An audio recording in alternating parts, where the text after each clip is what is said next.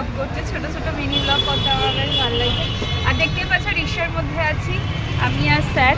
এই যে না যাচ্ছি হচ্ছে আমার একটা বান্ধবীর মেয়ের আজকে বার্থডে, তো সেই উপলক্ষে যাচ্ছি।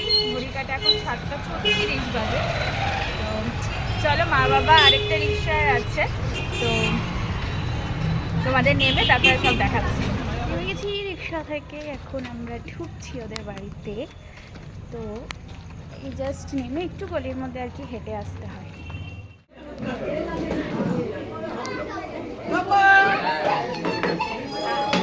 সেই তুই শাড়ি পরলি, হ্যাঁ বলেছিলি শাড়ি পরবি না। সব মামিরা ধরে পরালো জোর করে, আমি পরবো না। তুই পরবি না বলে আমি শাড়ি পরে আসিনি।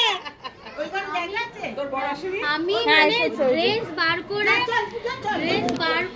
এই যে এর জন্য, এই মহিলার জন্য আমাকে শাড়ি পরতে পারি, তোর জন্য। আমি শাড়ি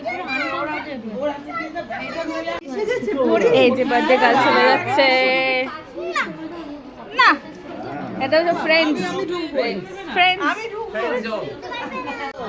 এই যে আমাদের বার্থডে গার্ল।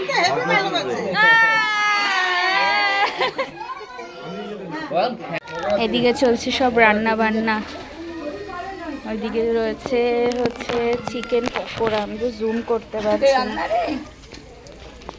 এদিকে রয়েছে, এদিকে হচ্ছে সব রান্না।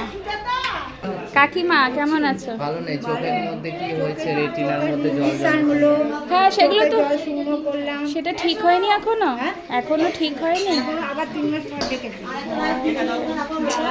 ফার্স্ট এসে পেয়ে গেলাম কেক অ্যান্ড পকোড়া। দাদা ভালো আছেন?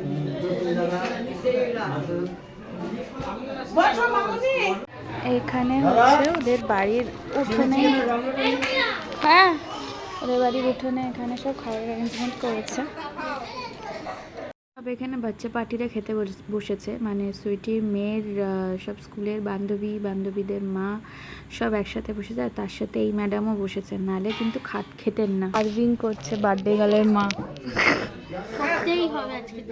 ইয়েস, পাতে পড়ে আছে কড়াইশুঁটি, কচুরি, আমাকে একটু ঝোল টোল দিস না, শুধু আর এই যে স্টাফড আলুর দম। ও ঠিক আছে, তোমার যেটুকু পছন্দ খাও। এই যে আমরা খেতে বসে পড়েছি। ফার্স্টে দিয়েছে হচ্ছে স্টাফড আলু উইথ কড়াইশুঁটির কচুরি। ভরে খাচ্ছে, হবে জানে না মা, কিন্তু